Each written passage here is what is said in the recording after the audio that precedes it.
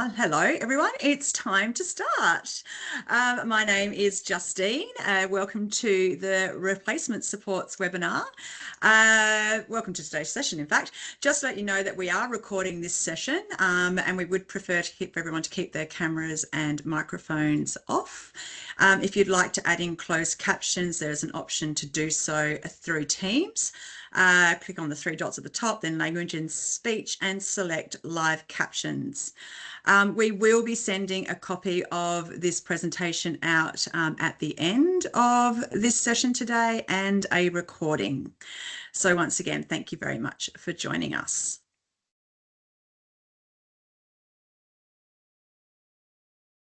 As I said, my name is Justine. I am the State Relationship Manager for Plan and Support Services covering Plan Tracker and Today Plan Partners. I look after New South Wales currently while Melina is on maternity leave. I look after South Australia and Western Australia, and my contact details are on the screen. Like to do an acknowledgement of country. I'd like to acknowledge the traditional owners of the country throughout Australia. I am on Kaurna land today. I'd like to acknowledge their continuing connection to land, sea and community, and I'd like to pay my respects to all cultures and to elders past, present and emerging. I'd also like to acknowledge any unpaid carers who are on with us today, and anybody with a disability. I do very warmly welcome you.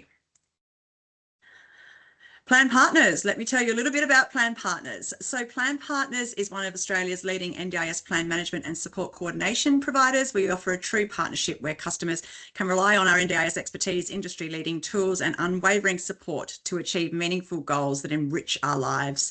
With 5 offices across Australia, Plan Partners support thousands of customers with their NDIS plans and funding every day. Oops. Okay, agenda for today. What we're going to do in a sec is introduce this strapping man who is also spotlighted today, Alan Dow.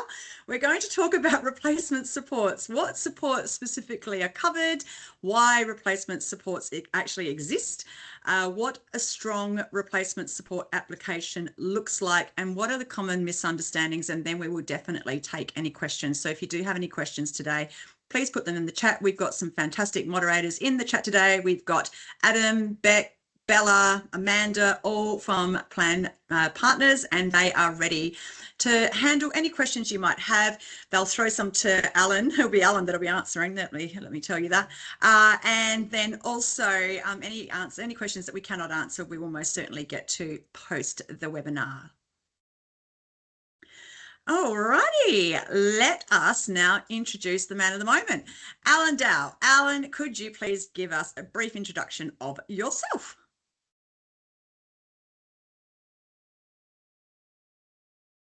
I need to unmute you. Oops, I think me and Bella both did it at the same time. Bella, I'm going to do this. Right, now. Thanks, Justine. Thanks for the introduction, and sorry for the slight technical issue. It always happens when a technology person like myself is trying to join a webinar. So thanks for the opportunity. I'm Alan Dahl. I'm the CEO at Assistive Tech. I lead the strategic direction across our national assistive technology business, ensuring we provide reliable, evidence-based product guidance to NDIS participants, families, therapists, and other stakeholders in the NDIS space. I oversee our team that manages product selection, procurement, educational content development, and helps customers and clinicians make confident decisions about AAC tools, tablets, apps, and daily living technologies. And really my role is to advocate for clearer, simpler access to assistive technology for NDIS participants, and with a focus on transparency, accurate information, and real-world usability. Fantastic. So can you give us a bit of a brief rundown, because I know that you and I have been talking about replacement supports forever, feels like forever, a little bit of a rundown about your involvement, your back and forth with the NDIS around replacement supports. Yeah, so look, obviously, we all experienced massive change in October 2024 when the NDIS rolled out their new NDIS supports lists, but our involvement started long before that came to release. So we've operated in a space that's been really grey and undefined for a long period of time, using everyday technologies to deliver solutions for NDIS participants. So our engagement with NDIS started much earlier on, working with them on how to establish clear guidance and appropriate funding and controls around the delivery of those technologies that for everybody else could just be an everyday item, but for NDIS participants, make sure that they can access the community, the tools, and engage with socially with the people that they want to and need to every day. Our focus since the release of replacement supports is really about transitioning and helping people address and engage with the different programs that exist. So whether that's how to get it into their plan, change of circumstances, or a lot more commonly helping therapists, parents, families, guardians, carers access those technologies in the NDIS space and making sure that they are actually related to the disability. So we talk to people like the Technical and Practice Improvement Branch at the NDIS. They're the ones that are sitting there looking at developing all the guidance and communicating that out. And also then working with various partners in the supply chain, plan managers, and other therapy organizations and peak industry bodies as well. So in summary, that kind of makes you the go-to for all things replacement supports, I would say. Probably yes. I would say the thousands of conversations I've had since the advent of replacement supports really does lead us down that journey. And from my side, it's about unpacking that with lived experience. So I think everybody sees the one-pager FAQs that you get on replacement supports, but what that means in practice really for participants, carers, families, therapists, plan managers, even us as a registered provider, that's really the space where I've played over the last just on 13 months since this all came into place. Perfect. Thank you, Alan. All right. Well, with that in mind, let's flip to the next slide and we'll talk a little bit about why do replacement supports exist. So the idea of replacement supports came directly from the NDIS review. And there was actually two key findings which sort of led to the establishment of replacement supports. One of the key findings was that the scheme had become blurred between disability specific and mainstream or everyday supports, and that participants didn't understand what supports were considered reasonable and necessary, which was making them feel untrusted, disempowered and angry. The lack of clarity in turn created confusion, inconsistent decisions, and also cost pressures on the scheme. So that's always that sort of little undercurrent that's always there poking its head up. So to elaborate a little bit more, around about page 24 of the review, the whole oasis in the desert concept was unpacked, suggesting that while the NDIS was meant to be just one part of a broader ecosystem of supports, the governments had prioritised rolling the scheme out rather than reforming mainstream systems to make them more accessible and inclusive. As a result, important programs and services that supported all people with disability was rolled into the scheme, leaving those outside it without support and creating an over-reliance on the NDIS as the dominant and in some cases only source of supports for people with disability, which was the oasis in the desert. So that's one of the review's key findings. But the other one that sort of it's mentioned all the way through the NDIS 2.0 review is the need to redefine or to turn our attention to what is reasonable and necessary, and then what counts as an NDIS support. So the whole reasonable and necessary is explored quite a lot throughout the review, but particularly in recommendation 3. From the review, reasonable and necessary was deliberately kept broadly defined in the legislation on the outset, to enable the scheme to flexibly respond to individual need and circumstance. The flexibility of response has come at a price. There was a lack of clarity and confusion as to what the scheme should fund, and it's contested.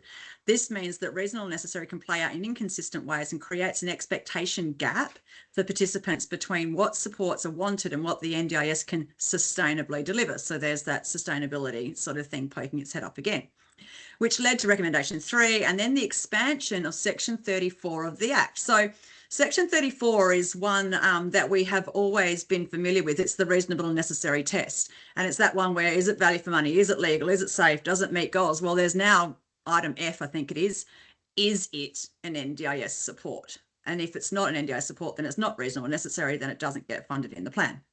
So it sort of goes forwards and back. It gets more interesting. So basically, from all of that, Section 34 said, well, is it an NDIS support? So then they had to make Section 10 in the Amendment Act, which made a list of what is a support, what is not a support. So what's happened is basically the government decided that an NDIS support, is an NDIS support unless it's not an NDIS support. And if it's not an NDIS support, it can be an NDIS support if it is an NDIS support. And that's pretty much the end of the webinar, guys. So thanks very much for joining us. If you just want to repeat that after me, support is an NDIS support unless it's not. And then if it's not, it is if it is. So that is how you can interpret Section 34 and then Section 10 of the Amendment Act. And I've just done it all nicely and neatly and very understandably for you all. So,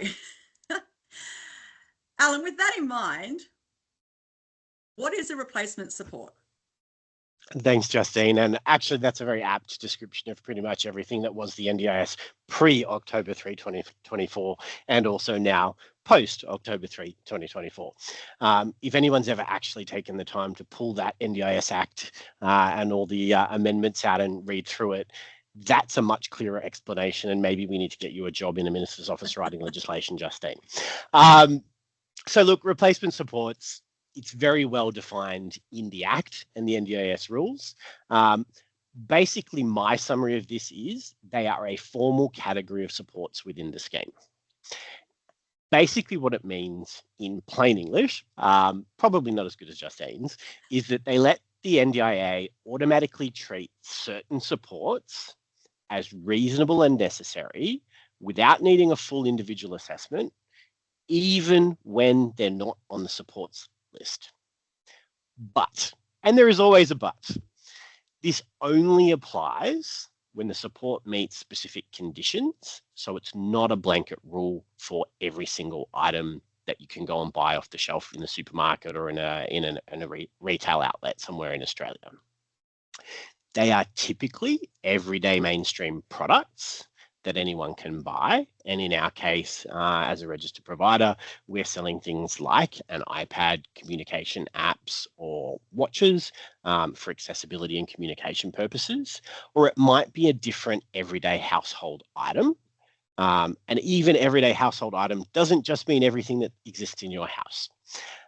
They must address needs from a participant's disability, and really in that space, we're talking about increasing a participant's independence and reduce the need for a paid or specialized support or something that was already on the supports list. And we also want to make sure that they reduce the reliance on support workers or another disability-specific assistive technology product. So you might replace, for example, a dedicated communication device with an iPad or tablet with an app instead at a significant cost saving, which makes the scheme more sustainable. Back to what you were saying, Justine. Now, the other thing that's really, really, really important is when we talk about language, it's about the word replacement. And it doesn't refer to replacing something that's broken or damaged. It's about substituting or changing something in your plan for something that was already approved for something else that's also then going to be supported by the NDIS, but it should provide the same functional outcome. So that's my somewhat summary of replacement supports and why we need to get a thesaurus out and not use the word replacement. I feel you. I think that the NDIS has used, it's like the whole stated, the word stated and what it used to mean and what it means now. I think replacement, they really could have got the thesaurus out and actually chosen a different word. Substitution or something like that. Anyway. Exactly. We're here now. Exactly. Okay, so what supports can be covered? So as Alan just described, supports standard commercially available household items must address a disability-related need. It must increase whole task independence. It needs to reduce or eliminate the need for support workers or more sophisticated assistive technology. Examples being accessible washing machines, robotic vacuums, air fryers with adaptive controls. And then it could also be smart devices and apps, tablets, etc., because we all know that tablets is on the out list. It must be necessary for things like smart devices and apps. They need to be necessary for communication and accessibility due to impairment. So I think this is probably why people have joined the webinar today. Al, you need to tell us, or I'll take us through these dot points and then we can sort of flesh it out a little bit. What makes a successful replacement support application? So you need to have some clear evidence. You need to show how it's a disability related need. You need to show how the item meets the criteria that we've just talked about. You need to provide quotes or supporting documentation. You need to have allied health statement if you want to, make the application more robust. It needs to demonstrate the replacement of support worker hours or specialised assistive technology, align with the participants' goals, be cost effective, such as a tablet replacing a dedicated communication device. Now that's all well and good, but Alan, I know that you've seen multiple replacement support applications, and I've seen the replacement support application itself, and it has 7 questions that the participant or nominee or their advocate needs to answer. And I think that there's probably 3 of those 7 questions are a little bit tricky. So I'm going to throw 3 of the questions at you, and if you could just let me know how you've helped navigate that trickiness that I think, is exposed a bit in those questions. So one of the questions, and it sounds simple, but I don't think it actually is. Question 1, tell us which NDIS supports from your plan you want to replace or partly replace. Yeah, this is actually a really, really great question, Justine. And what I see is when you're looking at that, the first thing we have to start from is, do you actually understand what's in your plan? And that's a tough question, because if you look now at some of the new plans that are coming out of the PACE system with funding periods and categories and all of these different items, and then having to try and compare that to a support list and what's in and what's out, it can be really complex and confusing. So if I can break this down really, really, really simply with an example, you might need, you may have had $5,000 approved in your plan for this dedicated communication device, and you want to replace that with a tablet with a communication app. That one's a pretty easy, simple example. In that box, we're going to say assistive technology funding, $5,000. That's what I'm replacing, because ultimately all we're doing is pulling some funding from a category. But if we then start talking about an example that you were talking about before, Justine, things like a robotic vacuum, what am I actually replacing in my plan when I want to buy a robotic vacuum?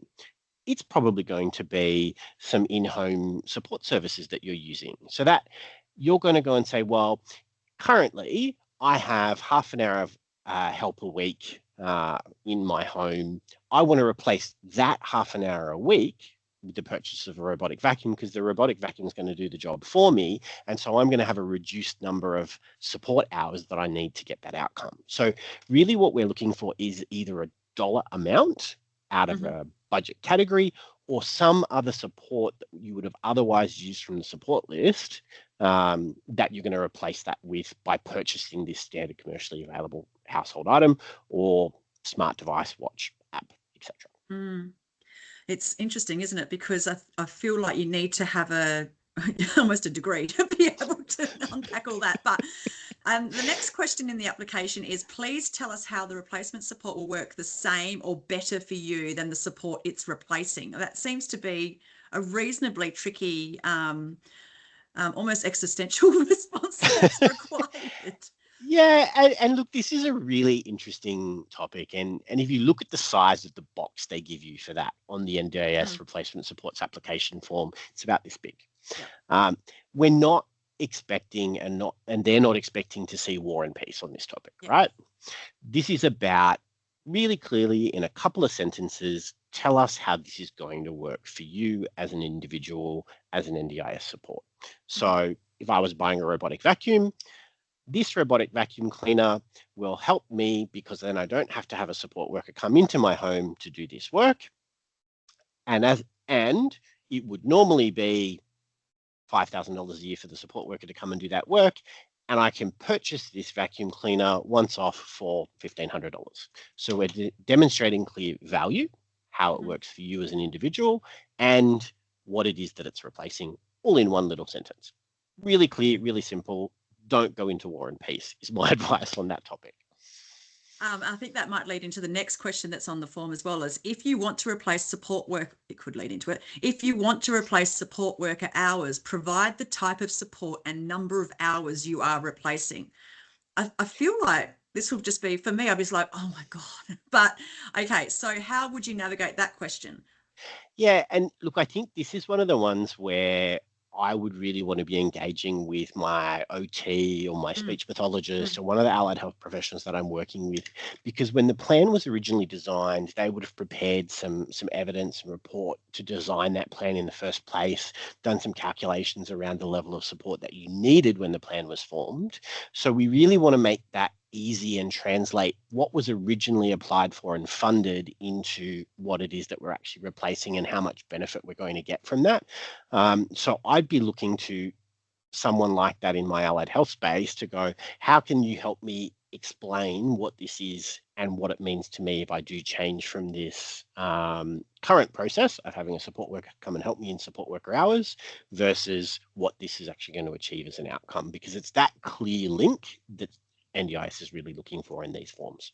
okay, gorgeous. All right. And the other questions on the application are pretty straightforward. So, Alan, tell us now, because you've had such exposure, have you had some feedback from customers on all the NDIS on some replacement support applications that have failed? I hear this all day, every Hmm. day, and a lot Hmm. of it comes anecdotally when someone didn't speak to us before they put the Yeah. application form in. Uh, the big thing for me when I'm looking at these applications that fail, the number one reason why they fail at the outset is because it's not something that is in these two categories as standard commercially available household items or these smart devices, because they're the only two categories the NDIS currently allow you to apply for. So that's the number one reason. So Okay. first, is it in that category? The second reason why we see it fail is because there's no clear link between the application you're putting in and your current plan goals, outcomes, and funded supports. So in that particular case, what we're seeing is someone comes and says, I'd like to buy a smart device because I want one. But I don't have any communication and accessibility challenges that it will Mm, actually meet. So it's really about being really clear that it is something that's related to your disability and mhm. what you need to do. Okay. And would you say also then that it needs to be related to your impairment rather than your diagnosis? Yes, absolutely. Because if we make those links in terms of what's flowing through this application process, the impairment is what's driving what your support needs are, Mm, and therefore what should be funded in the plan, and therefore what we need to achieve in terms of a replacement support. mm. Yeah. Okay. All right. So, Alan, you are clearly, obviously, all across all these sorts of replacement support applications that come in that are related to assistive tech. I'd love to hear of any success stories that you know of, or if anybody who is joining us today, if you've got any success stories around receiving a replacement support approval for another household item, if you could pop them in the chat so we can explore what has been accessed and any sort of tips for success. But Alan, have you heard or have you, talked to your participants around any other types of supports that have been approved under replacement supports? So, in terms of the stuff we're seeing, it's largely been focused on appliances. Hmm. That's the biggest portion of what we see coming out of Hmm. the standard commercially available household items category. Hmm. And in the smart devices space, I've seen tablets, I've seen watches, I've seen apps, I've seen all of those things come through. I was posed an interesting question. I'm waiting to hear back on this one around meta glasses for people with a Oh, vision impairment. Uh, I haven't seen that application approved yet, but for me, that would be a really, really interesting use case for where you could potentially then get out and about as yourself using that voice description of what's happening around you as part of your vision impairment. ah, Uh, but as I said, big asterisk, I haven't seen the approval for that one yet. But from my side, it's really about looking at these mainstream technologies that exist, smart devices, apps, tablets, that sort of thing, and how we can relate them back to the disability. And I think there's a lot of change will happen over the coming sort of 2 to 3 years as technology advances, and a lot of these mainstream devices then start to provide alternatives for people to access the community. And one of the things I have seen, and this was a really interesting approval, we have seen a phone approved Right. as a communication device. Now, that was in a very specific use case with really great evidence, and the phone was basically the smart device that this child was going to use out in the community. He was using an AI-based AAC app that had always online capability for communication, and that allowed him to get out into the community and get around by himself. So I thought that was a really cool approval, but they tend to be edge cases. And I'm sure that more will come up as time goes by. I'm not advocating that people get out there and start applying for a phone for every single participant, that's for sure. It sounds like ART decisions as well, where you know, you win some and you dim some. Okay, so I guess that also leads to our next slide then, Alan. What are the common misconceptions around replacement supports? I love line one, Justine. Thank you very much for raising this. What we see so frequently is that people damage something that was a funded support and then put in a replacement application form, a replacement supports application form to have it repaired. The thing that we want everybody to understand, this is not about replacing broken equipment or damaged equipment or stuff that's already funded. If you have a damaged communication device that has been funded by the NDIS, you should have a repairs and maintenance budget in your consumables/core, and that will go through a standard repairs and maintenance process. There's no need to go and fill in one of these forms and seek approval to repair a device that's been funded. So that's number one. Unlimited applications. Now, this is a really important thing to take note of. If you apply for a support under the replacement supports program, you can place one application for that in each 12-month period. So that means if it's declined, you have to wait a full 12 months before you apply again, which is why we come back to that really important piece about making sure your application's right in the first place. So NDIS has all of the information they need to make that decision correctly first time round, because we don't want you to have to wait 12 months to apply again.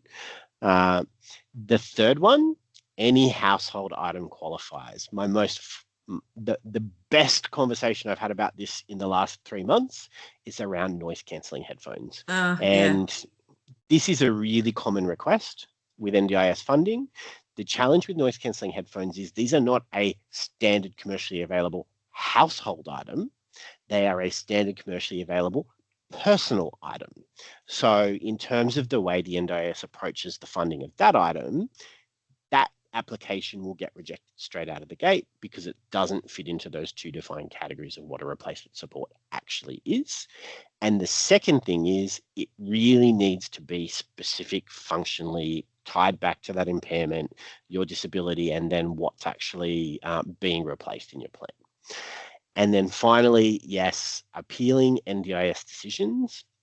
So really importantly, if you put this application in and it's declined, you don't have a pathway for appeal. This is a one-time application. NDIS said, no, that's it. You cannot apply for another 12 months and you can't challenge the reasons in the background for the decision that they've made. But I will note, and this is a really important piece of information, just because the replacement support application has been declined and you couldn't get approval through that process, it does not stop you putting in then a change of circumstance request with the NDIS to broadly look at your plan and the supports that are funded to potentially have another look at that device communication app or other item. But obviously that is a much longer process. The typical timeframe we see for a replacement support application is around 8 to 9 weeks from the time you send it off to inquiries at ndis.gov.au to the time you hear back. Sometimes much faster, but that's around the timeframe. That's sort of 3 to 4 months processing timeframe. But they are getting faster because we do track that on our side here at Assistive Tech, and we are seeing the application processing speed up quite a lot more recently. But on average is about 8 to 9 weeks before a participant hears back from their reply. That's, yeah, sorry, I should have asked that earlier. Okay, that's really interesting. It's also, I would have thought it would it would be in the NDIS's best interest to treat replacement supports as the less expensive road to go down, and be very careful about whether they are going to decline a replacement support application, because I would suspect that change of circumstances would be a much more expensive exercise for the NDIS to execute. Absolutely. And I think if you look at the sort of statistics we see for well-formed applications that are submitted with the right evidence and the right quotes and all of the information that comes with it, the majority of those applications are being approved. We don't see where those are legitimate use cases with the right information, many declines coming through. It is absolutely something that the NDIS sees as valid pathways to access supports, which do, and far be it from me to call it out, but the government is focused on reducing the total cost of the NDIS scheme.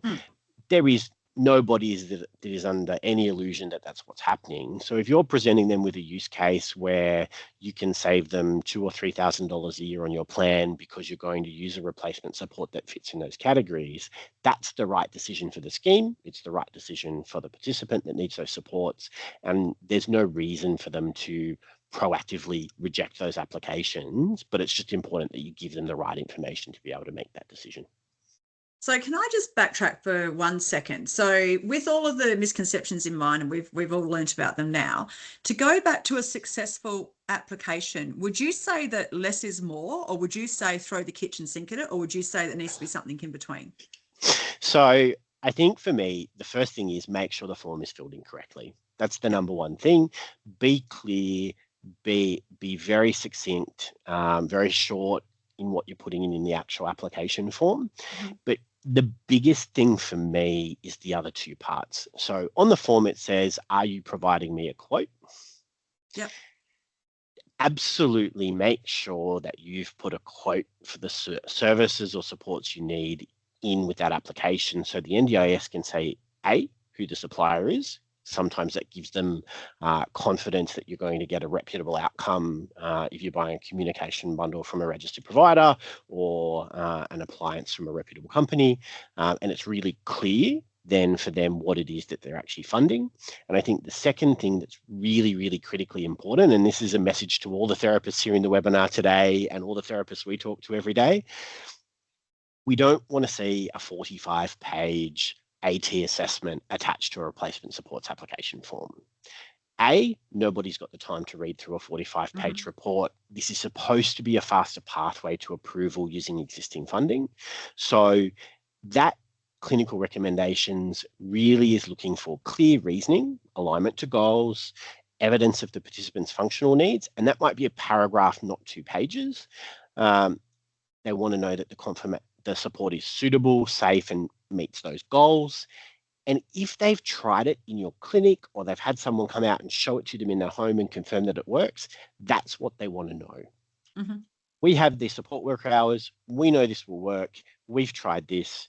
This was the outcome. And we want that in 1 or 2 pages so that they can get the application form, quickly read the report, check the quote. Yes, make this decision easy for me to approve. So evidence-based as well. Exactly. Okay. And the form should be consistent, right? So if I said that what I'm applying for is this for this reason on the replacement supports application form, that should be consistent with what the recommendations are that come from the therapist. This is probably a really dumb question, but have you ever seen a replacement support application or heard of a replacement support application where the participant or nominee has actually given the NDIS a choice? Look, I could have this or I could have this, but either one of those would actually be a better option than this. So I haven't seen that, and look, I would probably advise against it if it was me, because you want to give them a yes/no binary decision, right? Like ultimately, this is what I know works, and I've got a recommendation that this works, and this is what I'm replacing. So therefore, this is the outcome I'm seeking. Whilst the team in the technical and practice improvement branch are amazing and very skilled and very good at what they do, they're not therapists that are in your home or in a clinic seeing you. So you can't really ask them to make that decision on your behalf. Okay. All right. So I had a question just then that's flown out of my head, but I'm sure it will come back. Replacement supports. Yes. So When I asked you if you wanted to do a webinar, I said, Alan, are replacement supports here for good? And you were like, yeah, Justine, they are. So, in your opinion, do you think now that the rules are transitional and they are going to be replaced by the legislation at some point, and if not, they're going to be sunsetted in 10 years, and it's probably more likely they'll be sunsetted in 10 years, let's be honest. But can you see replacement support sort of moving and changing, and what can be considered a replacement support actually evolving over time as well? Look, absolutely. I think this is an evolving space. And if you look at the technologies that are available to support participants, that's going to evolve over a period of time. And one of the reasons why replacement supports exist is because you can't define something that you don't know what it is now. Right. Yeah. So we need to have a little bit of flexibility for a very great team inside of the NDIS to make judgment calls. And I think that's really well designed in the way this has been brought to market.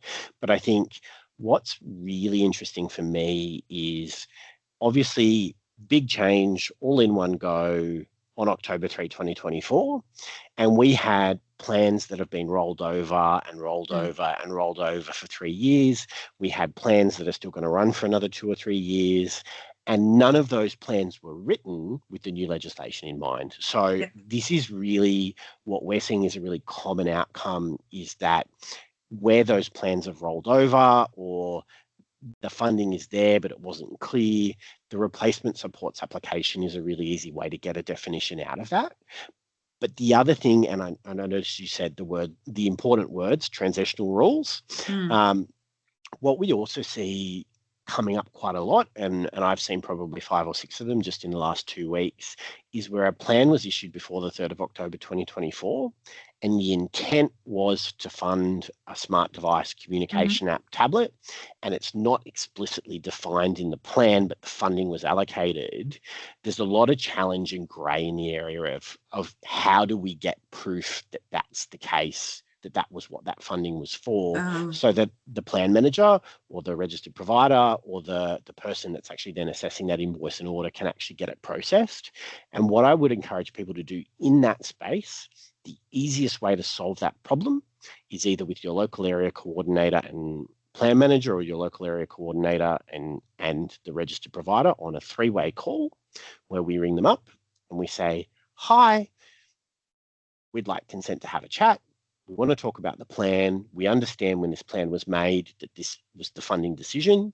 We want to apply the transitional rule, and we'd like you to please check the notes in relation to that funding decision, and was this an approved item?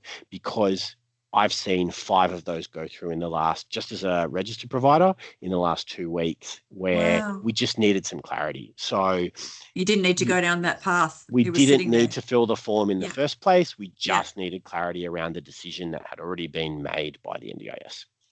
It's really interesting what you said just before, and I'm not going to go too far off track because we do need to go to the next slide and answer questions. But, and I'm sure the answer is don't be so silly, but people that have had rollover after rollover after rollover and potentially are still on the old SAP Proto plans, if you went down the path of getting an amazing replacement support application submitted, and then whoever reads it on the other end goes, this isn't a replacement support, this is a change of circumstance, because someone is basing their everything on a plan that's 4 years old or 5 years old. Do you think that is something that the NDIS would turn around and go, actually, we can't approve this, what you need to do is actually have a reassessment? It's actually interesting that you say that. I had a call with a client this morning. They'd spoken to us about 3 or 4 weeks ago about a replacement support application for a device that they wanted to fund using existing funding in their plan. And we helped them get their forms and evidence together, and then they sent it off to NDIS. They got a new plan last week. Wow. So, and with the device approved, by the way. Okay, so cool. it wasn't that, no, we're going to cut you off and we're not going to give you what you want. But in looking at it, obviously there was something about that specific plan and the details of that, and we're not privy to the decision making that sits behind that outcome. But they did get a new plan, and they were moved onto PACE, and they got the support that they needed. So I think there is some sensible people inside of NDIS doing the right thing and getting those outcomes for people. But we would my view is that will start to get cleaned up over the next 12 Yeah. months as all of these plans are actually moved onto PACE and everything's Yeah. all together and clearly defined. Those reassessments should actually help. Okay, cool. All right, thank you. Okay. Right. Just take a little bit of a breath. Plan Partners has got free tools and supports latest changes through our dashboard, through our price guide navigator, through our budget calculator, and we've got an exceptional knowledge centre that is run by the incredible Riddy. So I just wanted to bring that to everyone's attention. We're not technically wrapping up because we are going to go to questions, but I am going to show you a photo of me from about 5 years ago. So I am Justine. These are my contact details. We're not wrapping up. We are going to questions. We've also got Tash over in Victoria and Tasmania, and Ryan looking after Queensland and Northern Territory. So if you do want to take down our details, if you do have some questions that you'd like to ask offline, you're more than welcome to ask any one of us those questions. I'm going to switch over now to Q&A. And Bella, are you happy to pop your camera on, or do you want to throw one of our peers under the bus and get them to put their camera on? No, that's okay. I'm here. How you going? I'm also here. It's Rebecca as well. Yes. Oh, hey, Beck, put your camera Hello. on. Hey. Amanda, do you want to put your camera on? Just put her on the spot. Yeah. We That do is have a negative. We do have a number of questions, some that have been good. put into the Q&A section and probably some that have come from the actual chat itself. So we can yell them out if you like. We can try to get started. Yep, perfect. Let's do it. Might start with the first one. So Alan, does this only relate to items or to services as well? So for example, if a participant wants to replace a support service for a different service, which is more beneficial? So that's actually a really interesting question. If we're talking specifically about replacement supports, it's really clearly defined. It can only be a standard commercially available household item or smart devices for communication and accessibility. So it's not a service for service substitution. And I would note recent press that the NDIS is actually working about more clearly defining in plans what services are funded. And whether they're stated and what category they come from. So I would encourage people to go back to their plan and have a look at that, but it's not a service item in terms of that replacement support application. Thanks, Alan. Jumping into the next one. So is there a maximum amount that can be approved, and when does it become an AT application over a replacement support application? I can easily answer that one for you. So in terms of replacement supports, largely these are lower cost items. So if you're taking a lower cost standard commercially available item, I'd be hard pressed to find something over that $5,000 mark that would be a standard commercially available household item. We're not talking about buying cars or doing home mods or anything like that. We're really looking at a specific item that's commercially available. Generally, I haven't seen anything over the sort of the 3K mark, and putting that application in to replace something that's already funded within the plan. If you're at the point where you're doing an AT assessment because it's something that's a mid or high cost AT item, that's really going to flow through that change of circumstance process. Perfect. Thanks, Alan. What about purchasing exercise equipment to use at home and then replace engagement with an exercise physiologist? So I think, yeah, go ahead and answer that one. Look, that's a really interesting question. And I think while we were preparing for the webinar, Justine and I were having a bit of a discussion on this. It's hard. I haven't seen one approved. Justine, I don't know if you can comment whether you've seen any come through as an approval through that process. Ultimately, exercise physiology is really about delivering a service for exercise and assisting people with that outcome. I would be hard to make a link where I'm saying that an exercise bike solves that problem. I would be saying that's probably actually now an equipment purchase, and it's not a one-for-one swap in terms of delivering exactly the same outcome. Yeah, perfect. Keeping in mind with that, it does sort of fall on specifically on the NDIS out list as well. So that makes it a bit tricky. And I think our advice would normally be to get written NDA approval for that one as opposed to a replacement support. Yep. In the plan. Documented, Yes. stated support in the plan is the best outcome for that Yeah. one. Correct. Just going on from that, so another question that came through. So we're seeing declines around emergency alarms, so whether that's watches or pendants, and the monthly fees for monitoring. I guess, have you seen any approvals coming through for this, Alan? So I would go in two directions on this question. There's a few little different bits and pieces in there. So the first thing is alerting devices is actually on the supports list. So if you go and have a look, visual alerts, they're already there as a funded support, and I wouldn't need to put in a replacement support application for that. That's generally working with people with vision impairment. So there are some key items there. I know that we supplied some visual alert tools for a client just a couple of weeks ago, straight out of a standard bucket of funding in their plan. In terms of watches, for accessibility and communication, 100% replacement support application form. It's defined, it's specifically listed on the replacement support category as an example. So I would definitely be putting that in. And yes, I can tell you that in our statistics, I think we've shipped about 15 or 20 of the 20 watches out in the last couple of months. So definitely they are being approved. But again, tying it back to what are we replacing?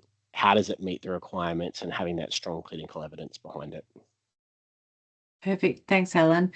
I'm just going to jump into the Q&A section of this webinar now, into the area where there's a few other questions. I know we're conscious of time, but there's probably just a few more to go. Some pretty key topics that keep coming up.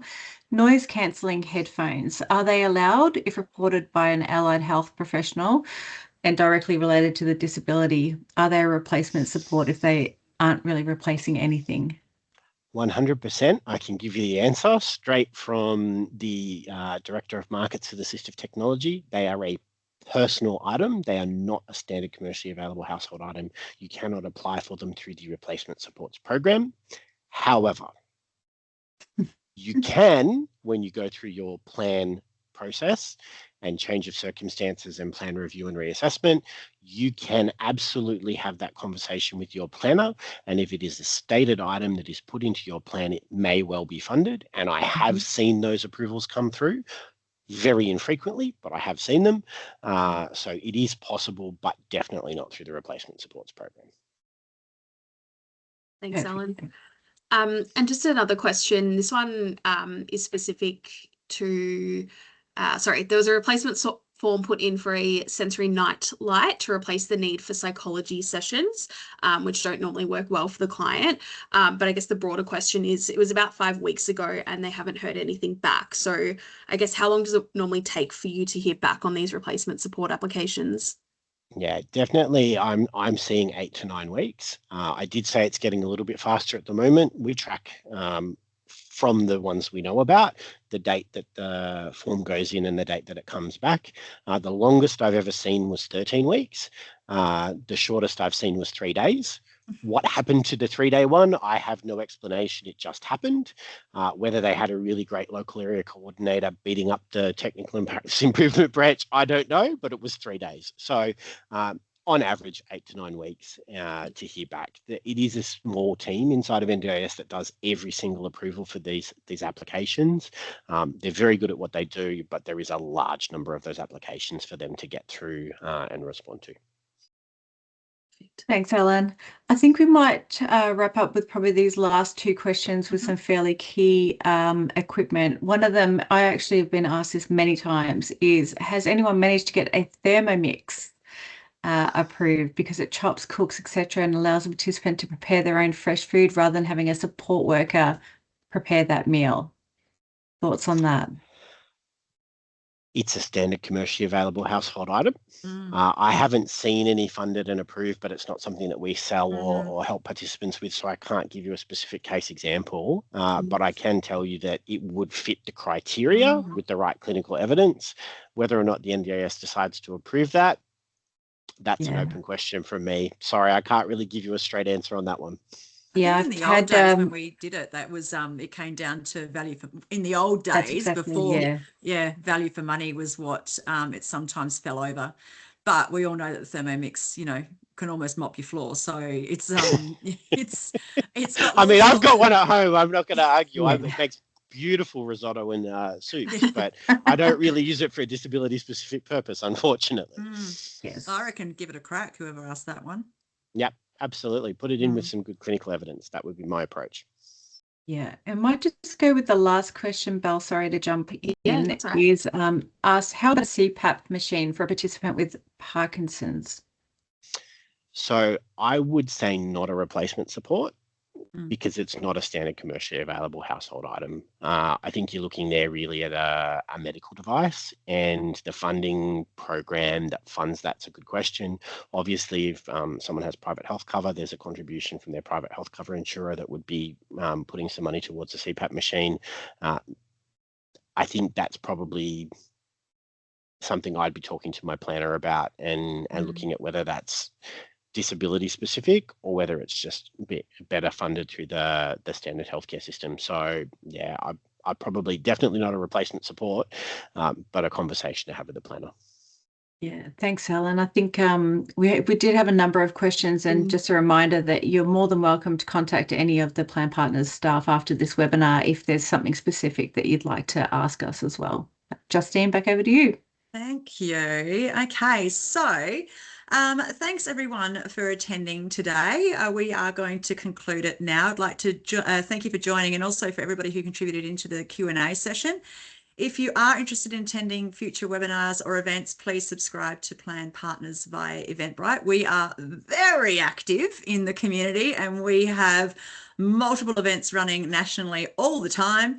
In the coming days, we'll send you out a copy of this pack as well as any responses to questions that we've been unable to answer on the day, as well as some useful links. We're also going to pop in some links for assistive tech to make sure that you can browse their very informative website as well. If you did enjoy our webinar, could you please leave us a review? We love getting positive Google reviews, and when you go onto Google, you'll see why.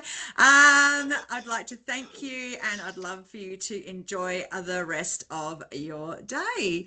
Thanks everyone for joining us, and we will see you all very, very soon. Thank you. Thanks, everyone. Thank you. Bye.